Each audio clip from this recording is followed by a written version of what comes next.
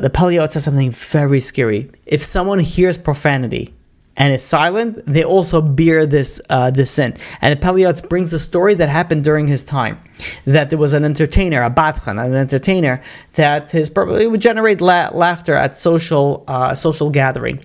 And the way that he made people, laugh was that he would speak profanity. He would speak non-clean things, very, very common. And nowadays also, which is, you look at all the comics, the stand-up comics, they also speak a lot of profanity, a lot of vulgar speech and inappropriate speech, and he would cause laughter. When the time came at the end of his life, says the Peliot, and he was very sick.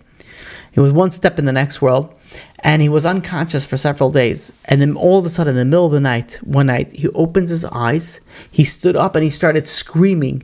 And he started screaming, "Woe unto me, woe unto me, what's happening to me?" And people, started coming around him and says, "What's going on? What's wrong with you? You're unconscious."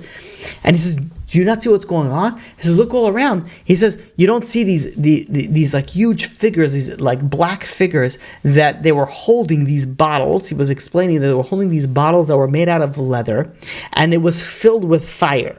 And he said, "These bottles are being ready to be poured in my mouth." And he said, "There's all other kinds of harsh punishments that were coming up, against me." And he started explaining to the people around him, "This is all because I spoke in profanity. I didn't speak clean. And levity." And he went on to like crying and screaming and that.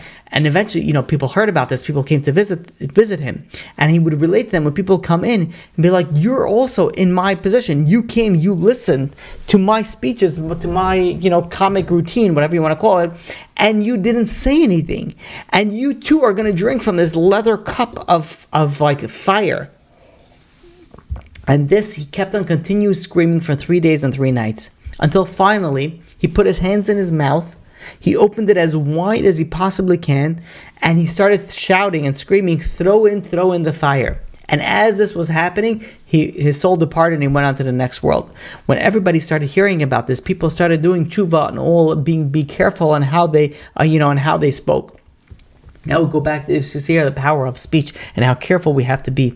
Going back to the Kav Yashar, the Kav Yashar says that from all this you can deduce how much harm can come if you speak like this in a shul, specifically in a shul. Imagine you speak in a holy place, a place where you daven, a place where you learn. This, if you speak like this in a shul, the Zohar says in Parshas Shuma that woe is to the one that speaks in shul. He has no portion in the God of Israel. He has no portion in HaKadosh Baruch Hu.